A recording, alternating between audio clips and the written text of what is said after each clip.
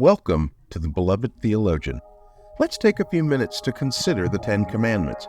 Don't steal from your neighbor. Don't kill your neighbor. Don't tell lies about your neighbor. What the Ten Commandments really are is a list of things people do on a regular basis. If we trace this behavior all the way back in the Bible to its conception, here is what we find.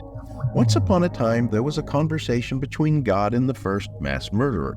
Someone who only minutes before had just committed the greatest act of genocide in the entire history of mankind. I don't know if you've ever thought about it in this way, but the very first real act of violence after the fall was not a slow descent into a dark outlook on life resulting in, say, taking a grape from a fruit stand when no one was looking. Oh no. Man's decline went from perfection directly to mass murderer. It was Cain, you remember, who, because his brother worshipped God differently than he, decided the only obvious solution was to kill the poor fellow. All this for a difference in opinion. However, in doing so, he killed off half the potential population of everyone coming after. In other words, this act resulted in killing off all the children, grandchildren, great-grandchildren, great-great-great... Oh, you get the picture. What would now be potentially billions and billions of people over the thousands of years since. Not just one, but multitudes. And when God confronted him by asking if he knew where his brother was, Cain simply replied the now infamous line, "What am I? My brother's keeper?" This word for keeper, found in Genesis, can also be translated as shepherd. So Cain was really asking if God was expecting him to watch over and protect his brother as if he were some sheep.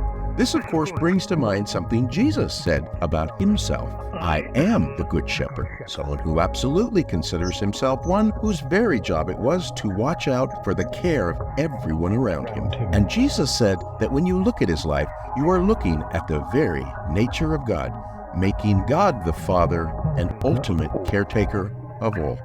On the night before Jesus entered into his death, he took us all with him through the black hole of the grave, through to the other side, where we are all now pulled through into the kingdom of God. Jesus said this, "A brand new and completely different from any before system, I now and forever bequeath to you all.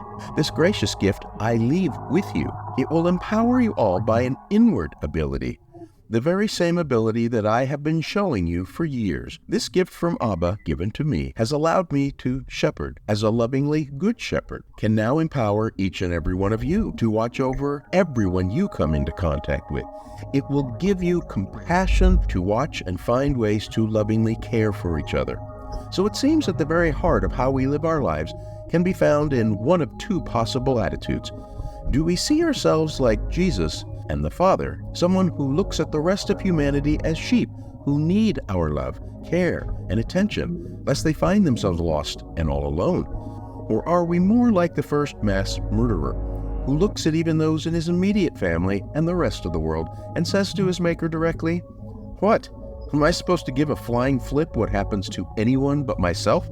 This has been the Beloved Theologian, and that's how I see the gospel in 4 minutes or less.